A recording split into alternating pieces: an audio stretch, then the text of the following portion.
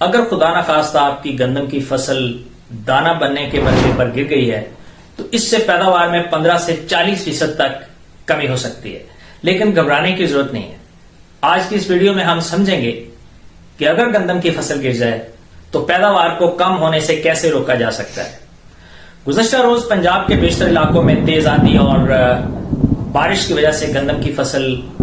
گرنے کی اطلاعات ملی ہیں، اور آئندہ بھی 3 دنوں میں کئی علاقوں میں آندھی اور بارش کا امکان ہے جس سے گندم کی فصل گر سکتی ہے۔ میں سمجھتا ہوں کہ پہلے یہ بات سمجھ لینا ضروری ہے کہ آخر وجہ کیا ہے کہ گندم گرنے سے پیداوار کم کیوں ہو جاتی ہے۔ پہلی بات تو آپ جانتے ہیں کہ گندم کے تنے کے اندر باریک باریک نالیاں ہوتی ہیں جو پانی اور خوراک کو پودے کے اندر ٹرانسپورٹ کرتی ہیں، لیکن جب پودا طوفان کے باعث زمین پر گر جاتا ہے یا گندم لیٹ جاتی ہے تو گرنے سے تنے میں بل پڑ جاتے ہیں اور یہ نالیاں یا تو بند ہو جاتی ہیں یا بہت تنگ ہو جاتی ہیں۔ یہ بالکل ایسے ہی ہے جیسے پانی کے پائپ میں بل پڑ جائے تو پانی کا بہاؤ یا تو رک جاتا ہے یا انتہائی کم ہو جاتا ہے۔ بالکل اسی طرح تنے میں بل پڑنے سے پانی اور خوراک کی سپلائی سٹے تک پہنچنا مشکل ہو جاتی ہے۔ جب جڑوں سے پانی اوپر نہیں پہنچتا تو زمین میں وتر ہونے کے باوجود پودے کا اوپر والا حصہ پانی کی کمی کا شکار ہو جاتا ہے۔ اور ویسے بھی یہ بات سمجھ لیں کہ گندم کی جڑیں اپنی عمر کے آخری حصے میں قدرتی طور پر کمزور ہو جاتی ہیں، بالکل ویسے ہی جیسے آدمی بوڑھا ہو جاتا ہے،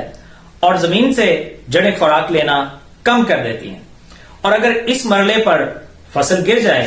تو جڑیں ہل جاتی ہیں اور مزید کمزور ہو جاتی ہیں۔ اس طرح ان جڑوں کی مٹی سے خوراک لینے کی صلاحیت مزید کم ہو جاتی ہے، اور یہی وہ وقت ہوتا ہے جب دانہ بناتے ہوئے گندم کو نائٹروجن اور پوٹاشیم کی سخت ضرورت ہوتی ہے۔ نائٹروجن دانے میں پروٹین بنانے میں مدد دیتا ہے اور پوٹاشیم پودے میں پانی اور خوراک کی ٹرانسپورٹ کو بہتر بناتا ہے، پودے کو سٹریس یعنی مشکل حالات سے نمٹنے کی طاقت دیتا ہے، اور پودے کو نشاستہ بنانے کے لیے پوٹاش کی ضرورت ہوتی ہے، اور یہی نشاستہ سٹے میں جمع ہو کر دانے کی بڑائی کرتا ہے اور وزن بڑھتا ہے۔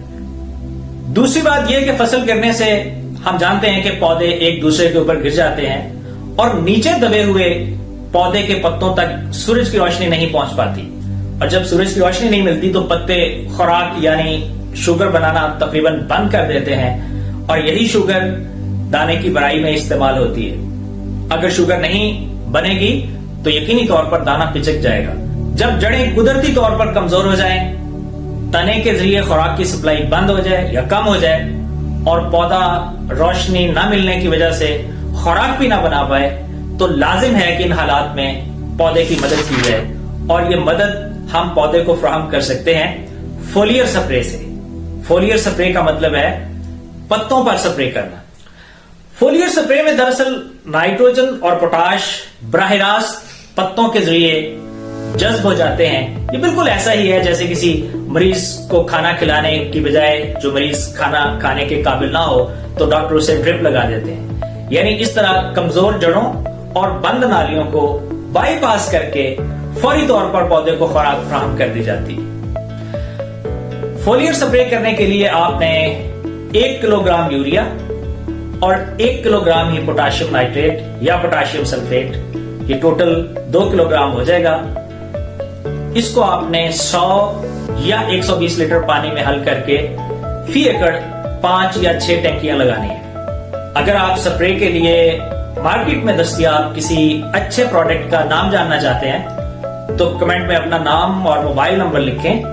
تفصیل آپ کو میسج یا واٹس ایپ کر دی جائے گی۔ فصل پکنے تک ہر 8 دن بعد آپ نے گری ہوئی فصل پر یہ سپرے کرنے ہیں، اور اس محلول سے آپ کے پودے کو نائٹروجن اور پوٹاش فوری طور پر دستیاب ہوں گے، اور پودا دانے کی بڑائی کا عمل ہنسی خوشی مکمل کر کے پیداوار میں کمی نہیں ہونے دے گا۔ اگلی ویڈیو میں ہم آپ کو وہ 7 کام بتائیں گے جو اگر آپ گندم کی کاشت و نشو و نما کے دوران کر لیں تو اللہ کے فضل و کرم سے آپ کی گندم نہیں گرے گی۔ آپ کی توجہ کا بہت بہت شکریہ۔